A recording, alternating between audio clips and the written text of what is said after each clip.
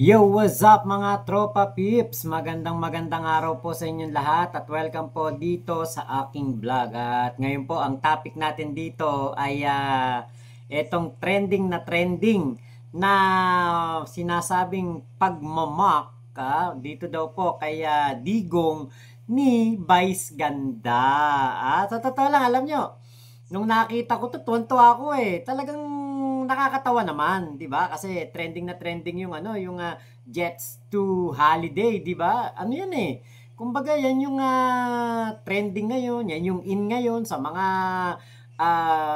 short videos, 'di ba? Sa mga makikita natin sa Blue Up, 'di ba? Yan yung mga trending na ginagawa ng mga content creator. Yan yung mga background na ano nila, music nila o tugtog, 'di ba? So, sumabay lang naman si Vice Ganda. Kaya lang nga po, iniba ni Vice Ganda etong sinasabing lyrics no, kung yung wordings iniba niya. At alam niyo po, nakakatawa. So, yun, aminin natin, nakakatawa. Napasaya ako ni Vice Ganda, natuwa ako. Pero mali yun, mali. Bago tayo magpatuloy, play ko muna yung video. Ito. Pakinggan po ninyo Ayan. Nothing beats a jet ski holiday. Right now from Manila to West Philippine Sea by jet. Get unlimited water bonding from Chinese vessels and free trip to The Hague by the ICC. Promo applies to EDS only. Keep allowance and BBMs are prohibited. Huwag niyo akong subukan mga putang ina niyo. Di ba? Ayan nakakatawa, di ba? Sabi, nothing beats a jet ski holiday. Ride daw sa West Philippine Sea, unlimited water cannon daw ng Chinese vessel. Tapos yung sa dahig, ayan, nabanggit yung sa dahig, di ba? Tapos di ba do sa huli, wag nyo kong subukan mga putang ina nyo, di ba? Si Digong yun di ba? Mali. Alam nyo, nakita ko yung video ni Banat Bay. Kinokondena niya itong si Vice Ganda at wag na daw pansinin, wag na daw patulan. Baka daw nung bata daw si Vice Ganda ay nakaranas daw ng pagmamalupit, mga ganon. Meron din ako nakitang isang video na sinasabi naman napaka-insensitive daw ni Vice Ganda kasi nga kumbaga parang ginagawa niyang katatawanan yung pagkakakulong ni Digong doon sa ICC. Sabi, meron pa ako nakitang video, sabi milyon-milyon daw po ang hanggang ngayon ay nagpo-protesta sa pagkakakulong ni Digong doon sa ICC na kumbaga maraming Pilipino daw po ang may ayaw na mangyari ito. So alam nyo, tama naman, alam nyo ako natawa ako, ayan, aminado ako, natawa ako kasi comedy yung dating, pero mali yung sinabi ni Vice Ganda na yun, yung pagkaka-deliver niya, di ba? Medyo talaga, masasaktan talaga ang mga DDS. Ayan. Kumbaga, napaka-insensitive talaga ni Vice Ganda, no? Kumbaga, hindi niya naisip to. Kahit ako nga sabi ko, nung na-realize ko, nung napanood ko na yung mga reaksyon ng mga DDS dito po sa ginawa ni Vice Ganda, na-realize ko na, oo, hindi natin dapat minamak yung pagkakakulong ni Digong doon sa ICC, 'di ba? Tapos yung sinasabing trip to The Hague, 'di ba? Parang meron pang gustong idagdag si Vice Ganda na meron pang madadagdag na mamamasyal doon sa The Hague. Kaya lang wala nang uwian. 'Di ba? Parang ganon. Yung nakita ko yung isang video, actually tinawag pa ngang kabayo si si Vice Ganda dahil nga po sa parang nabubuwisit sila, nagpasikat na naman daw si Vice Ganda, mga ganyan. Hindi daw ba ito nadala doon sa ginawa daw ni Kibuloy na nung hinamon ni Vice Ganda daw, etong si Kibuloy, pinasara daw ni Kibuloy ang ABS-CBN. 'Di ba? Alam niyo po, sana sa mga, kasi hindi natin alam kung eto ba ay sariling kaisipan lang ni Vice Ganda, kung eto ba ay impronto, at sinabi ni Vice Ganda yung ganyang mga salita. 'Di ba? Sana do sa mga writer ni Vice Ganda, maging insensitive naman kayo, 'di ba? O maging ano ba, hindi ko ano kung sensitive o insensitive eh. 'Di ba? Alam niyo medyo nagdaramdam po ang mga Duterte community ngayon, mga DDS, dahil nga po sa nangyari kaya sa kanilang Tatay Digong, 'di ba? So sana wag pong gawing katatawanan yung pagkakakulong ni Digong doon sa ICC. 'Di ba? Kasi alam niyo po ang mga DDS po, pwede silang magtawa. Let's say, may nangyari kay Lenny, may nangyari kay PBBM, 'di ba? Pwede silang magtawa, pwede silang mangutya, pwede silang magsalita ng kung ano-ano sa mga kumbaga sa mga ibang grupo, o yung sa mga kalaban nila na grupo o kalaban nila sa paniniwala, 'di ba? Pwede po silang magtawa diyan. Pero kapag sila po yung pagtatawanan, katulad nung ginawa ni Vice Ganda na ginawang komedya, yung sitwasyon sa West Philippine Sea at yung pagkakakulong ni Digong sa Dahig, 'di ba? Syempre po may mga DDS po, mga alam niyo po mga bobo 'yan. So, hindi po dapat ginagawa para sa kanila 'yon. Hindi dapat ginagawang katatawanan yung pagkakabulok ni Digong doon sa ICC. Alam niyo po, dapat dun sa producer o dun sa scriptwriter ng concert na ito ni Vice Ganda, dapat hindi nyo sinabi na hindi nyo kasi ito yun teka ha. Ano natin itong okay, ayun, get unlimited water cannon from Chinese vessels and free trip to The Hague by the ICC. Promo applies to DDS only. Pink allowance and BBMs are prohibited. Ayan, di ba? So, alam niyo po, mga bobo po yung mga DDS. Dapat po, hindi po ninyo sinasali sa mga katatawanan yung mga nangyayari sa kanila kasi napaka-insensitive nga daw po ni Vice Ganda. Dapat ang sinabi na lang po ninyo, kumbaga hindi nyo na dinaan sa pagpapatawa. Seryoso na nabubulok si Digong doon sa ICC. At maaaring umuwing nakagarapon.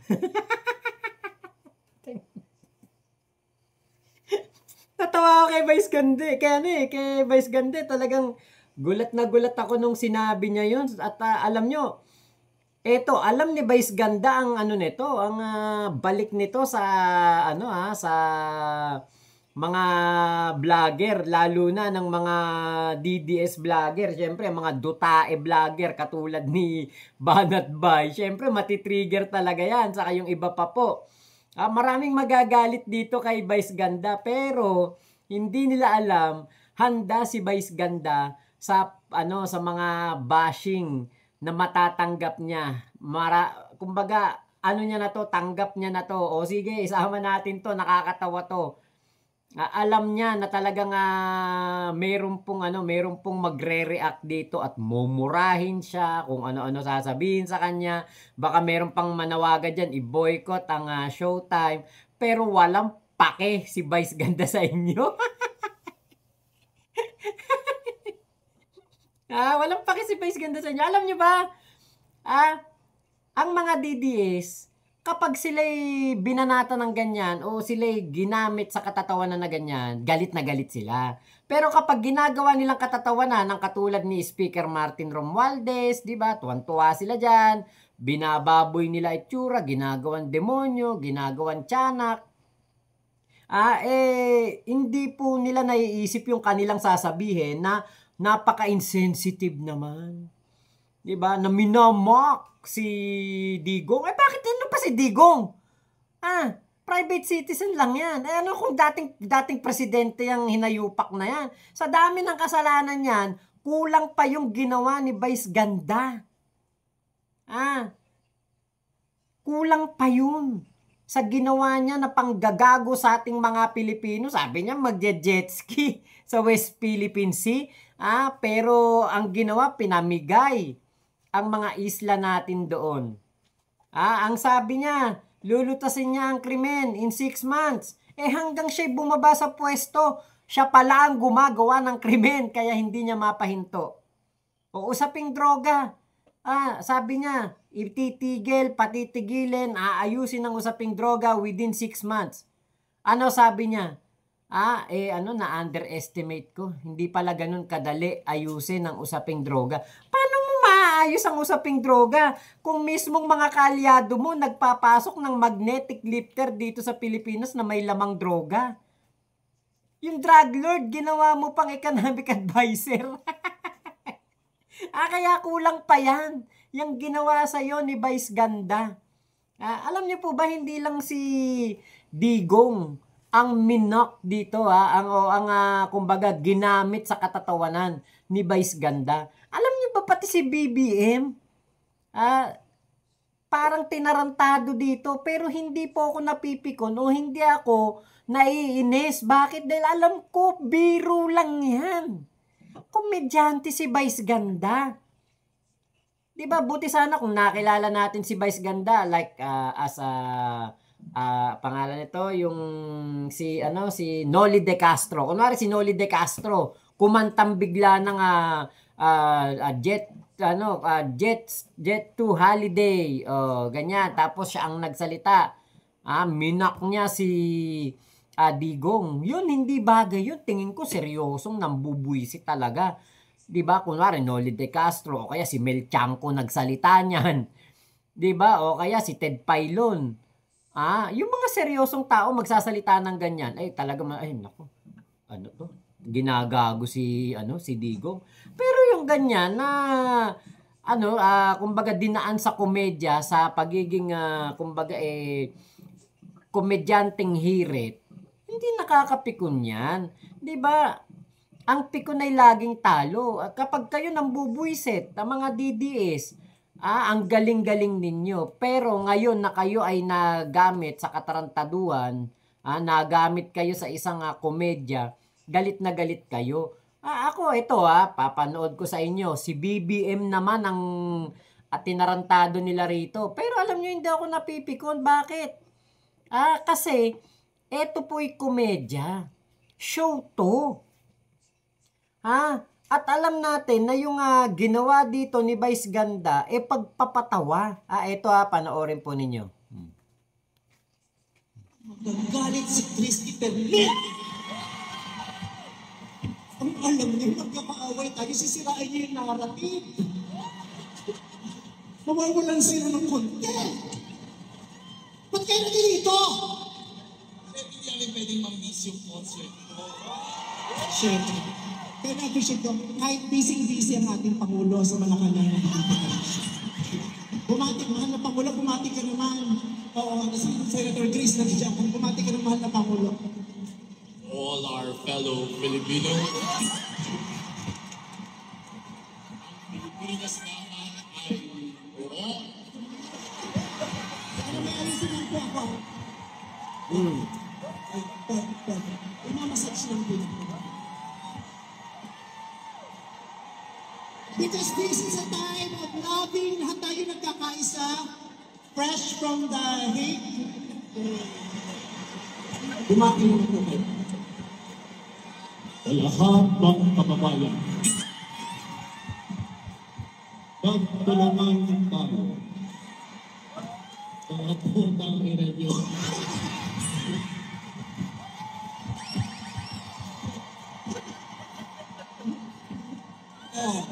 Magkali naman tayo ha, hindi ako yon, dalawa sila. So yung mga content, pakikrap ha, yung nasa gilid, tatanggalin nyo ko, ititira nyo silang dalawa lang. Diba? Inayos pa nga yung panga, diba? Nitong si Lassie.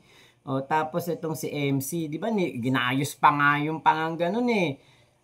Kasi alam niyo po, hindi nakakapikon to. Bakit ito'y komedya? Natawa pa nga ako eh. Kasi nga po, 'di ba si PBBM, meron siyang mannerism kapag siya nagsasalita. Tapos, 'di ba, nitong mga nakaraang panahon, mga nakaraang taon, meron pong issue na ibinibintang kay PBBM na gumagamit daw po ng pinagbabawal na droga.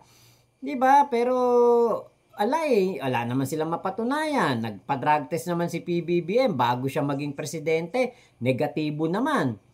'Di ba? Kaya po eto kumbaga nagkaroon pa nga ng hearing diyan, 'di ba? Nakarating pa hanggang Senate hearing 'yan eh. Oh, sabi ng St. Luke's, within parang ilang minuto lang lalabas na yung kanilang resulta. Ganon kabilis ang kanilang drug test doon sa St. Luke's, 'di ba? So napatunayan na hindi po retokado, hindi po peke yung kanyang drug test result na pinakita, 'di ba? So hindi ako napipikon dito kasi ginagamit lang syempre nila 'yan sa komedya at hindi po 'yan ang unang pagkakataon na meron pong mga presidente o dating presidente na parang ginagamit po sa kanilang pagpapatawa. 'Di ba? Meron nga diyan, impersonator pa ni Erap, impersonator ni Fernando po, 'di ba? O si Kuya The Kings, o impersonator ni Romy Diaz, saka ni Fernando po 'yan. O kita niyo hindi nakakapikon kasi nga po, 'yan ay komedya. 'Di ba? Kaya alam nyo, ang mga maapektuhan lang diyan, yung mga balat sibuyas ng mga dutae supporter na magsasabi, iyak, iyak kayo, impeachment, wala na. Sabi ni Banat Bay, pero 'di ba sa ganitong pagpapatawa ni Vice Ganda, apektado ang mokong. Apektado ang mokong. Akala mo ano pa si Digong? Masyado nyo dinodiyos yan. Hindi pwedeng pagtawanan yan. Hindi pwedeng i-mock. Hindi pwedeng gamitin sa pagpapatawa. Meron pa sabi doon sa isang vlog, napaka-insensitive at hindi man lang daw ginalang ni respeto ang nararamdaman ng mga sumusuporta kay Digo. Putang ina, anong pakialam namin sa pakiramdam ninyong mga bobo kayong mga dutay supporter. Namin sa inyo. Bakit kayo ba? May pakialam ba kayo sa mga nararamdaman namin pag binabastos ninyo si PBBM? O ano pakiramdam? 'Di ba? Ano pakiramdam? Di tanggapin ninyo, namnamin ninyo ang ginagawang pagpapatawa ni Vice Ganda gamit ang digong ninyo na nabubulok doon sa kulungan.